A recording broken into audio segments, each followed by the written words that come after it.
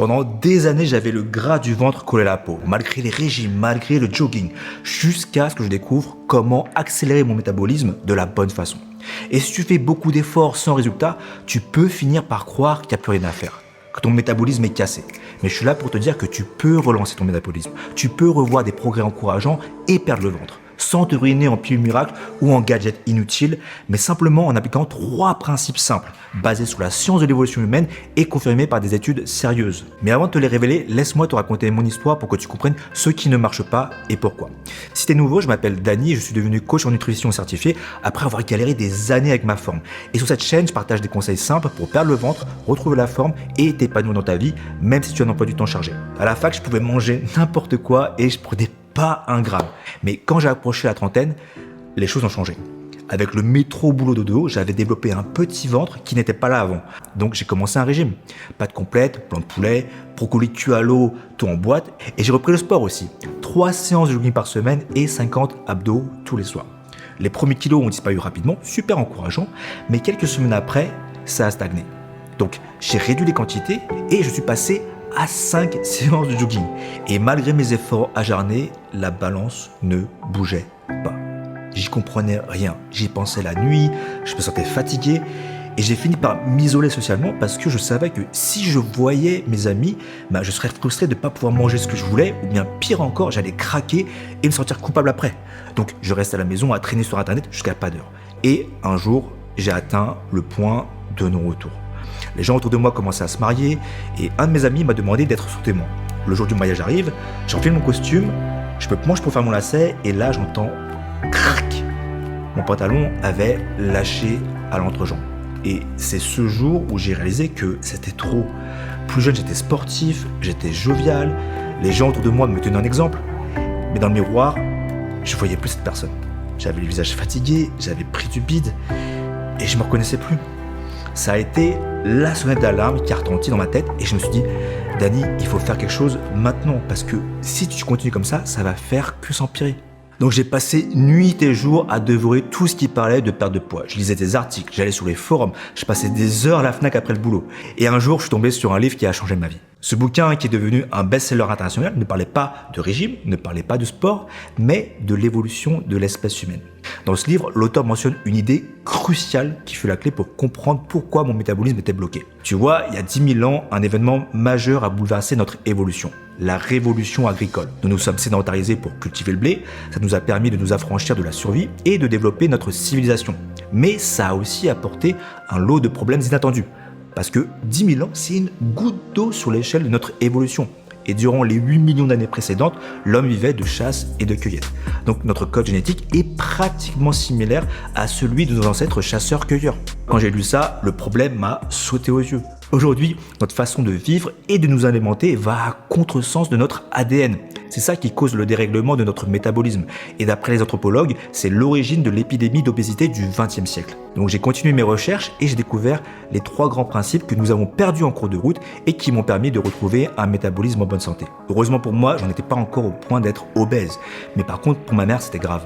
Elle était en surpoids et le docteur lui a dit qu'elle avait un début de diabète. Donc elle a consulté une diététicienne qui lui a donné ce que j'appelle le plan de régime copier-coller. Le matin, une tranche de pain complet, un peu de beurre léger, un chouette confiture et un verre de jus d'orange ou de lait demi-écrémé. Midi et soir, des légumes, du poisson blanc ou une protéine maigre et une petite tranche de pain complet. Et en collation, un fruit ou un yaourt nature.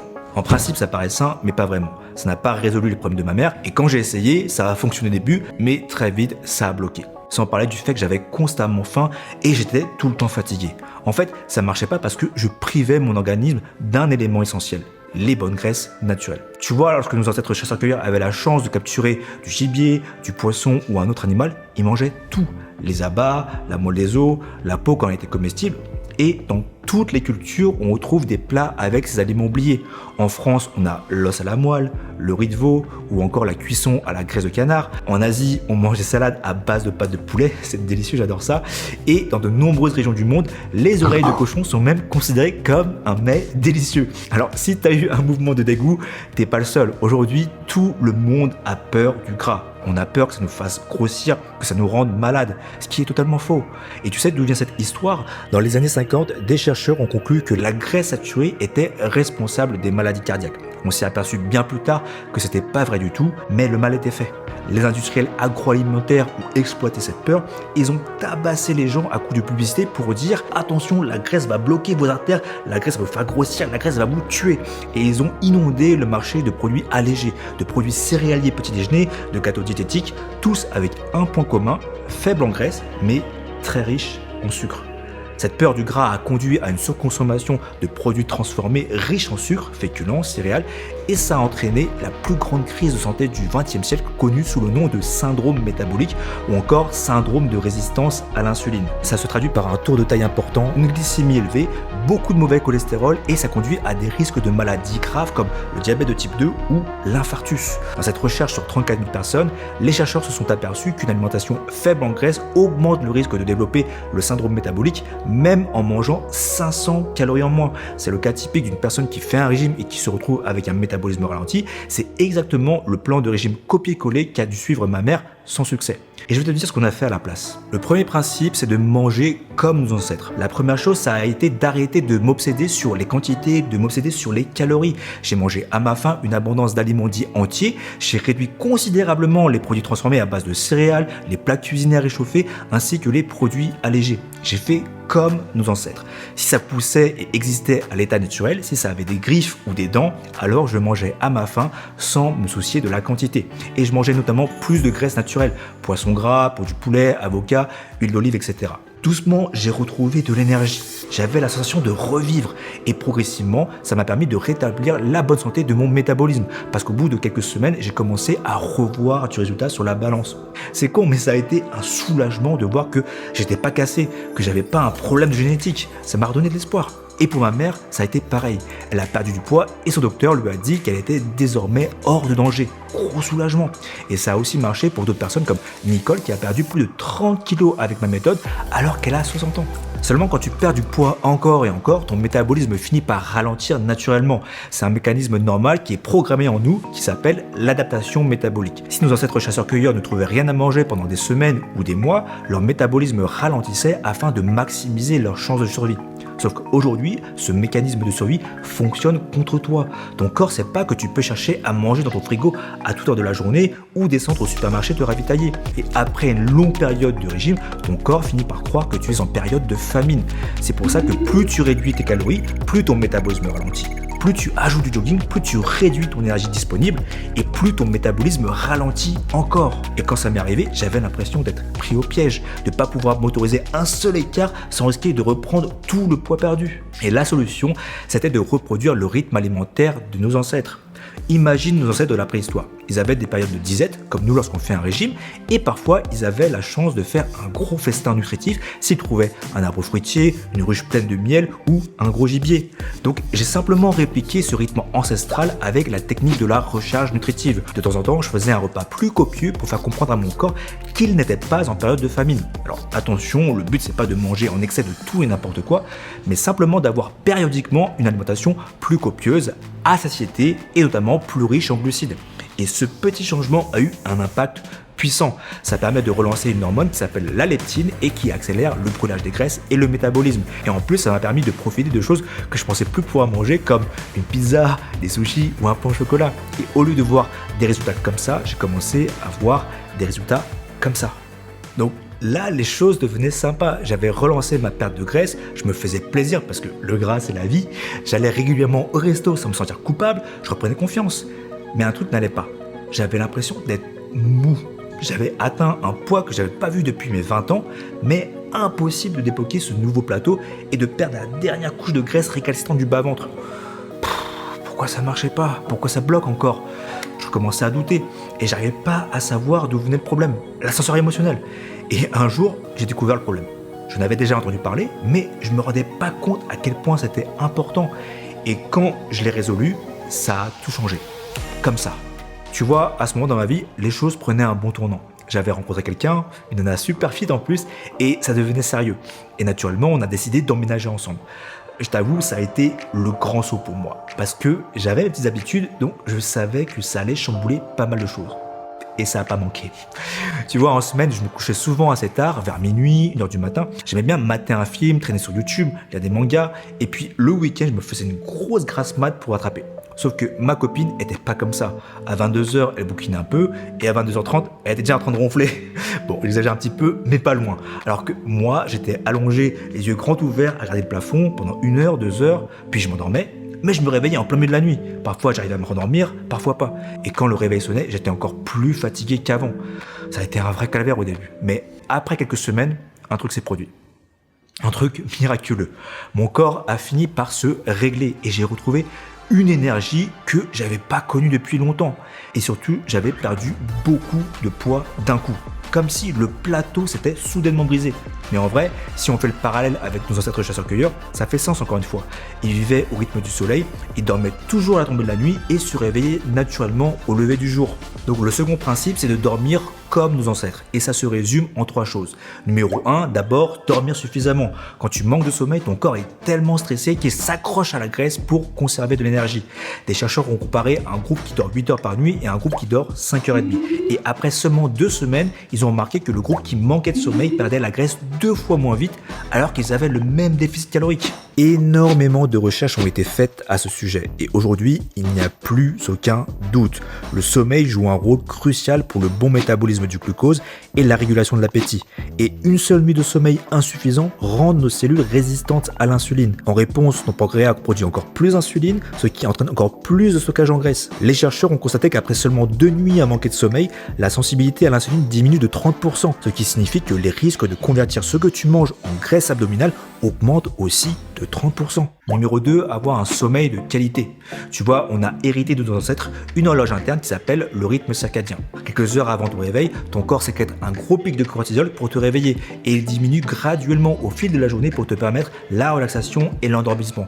Donc si tu perturbes ce cycle naturel avec des lumières artificielles le soir, ça empêche ta bonne récupération. Le petit changement qui a eu un impact énorme sur moi, c'est de m'interdire les écrans après 21h30. Ça a amélioré la qualité de mon sommeil et surtout ça m'a empêché de me faire aspirer par les réseaux sociaux et d'être encore devant une vidéo de chat à 1h du matin. Et enfin, numéro 3, la régularité.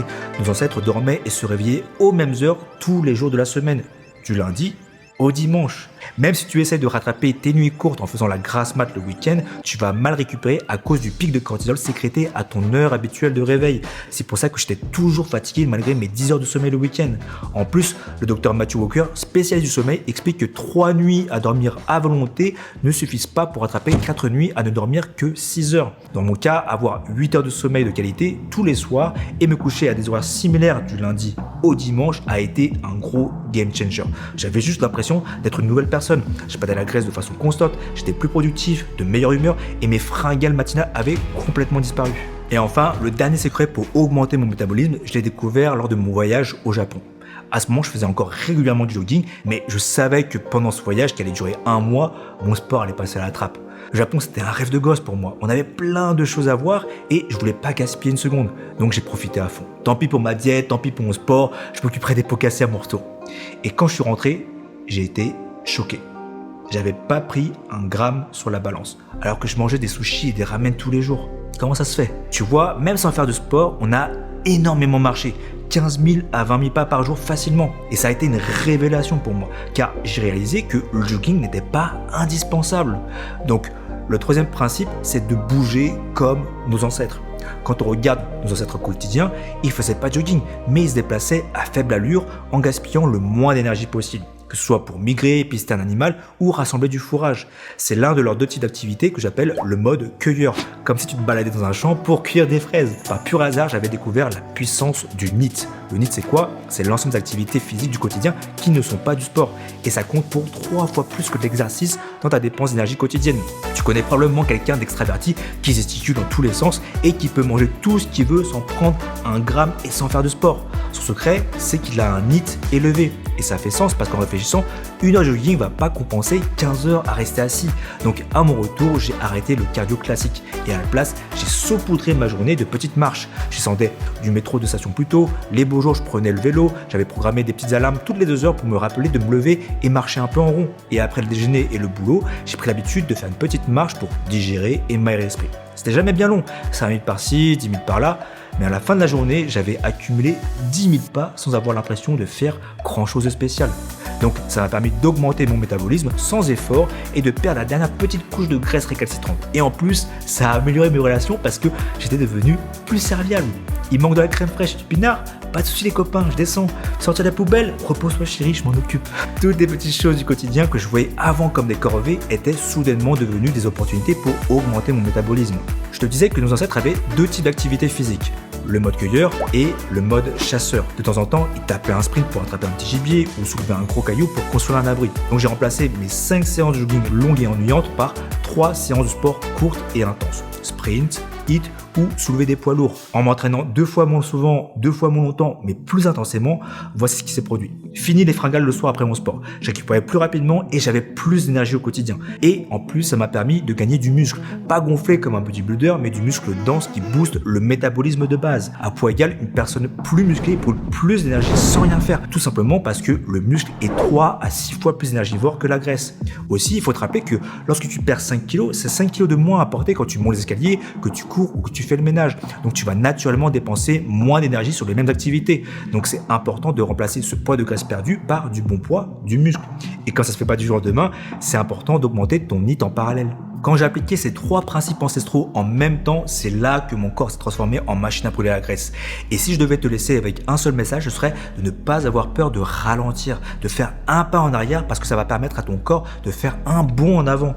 En faisant moins de sport et en mangeant plus, j'avais de meilleurs résultats. En m'accordant des plaisirs régulièrement, je me sentais plus libre et je pouvais enfin m'épanouir dans tous les autres aspects de ma vie. Et aujourd'hui, je suis heureux de pouvoir partager mon expérience avec toi et peut-être pouvoir aussi le faire un jour avec mes enfants. Parce que tu n'as pas besoin de faire les mêmes heures que moi. Et même si ce sont les 3 choses essentielles qui ont le plus impacté mon métabolisme, il existe d'autres boosters métaboliques qui seront plus ou moins efficaces selon ta situation aujourd'hui. Donc si tu veux savoir ce qui fonctionnera le mieux pour toi, 2 choses. Si tu veux mon aide pour aller plus vite et retirer toutes les incertitudes de ton chemin, réserve un appel avec moi et je te dirai quelle est la meilleure approche pour toi aujourd'hui. L'appel est gratuit et sans engagement. Et si tu préfères avancer de ton côté, tu peux regarder cette vidéo où je te partage une astuce qui augmente le métabolisme de 13% d'après les recherches.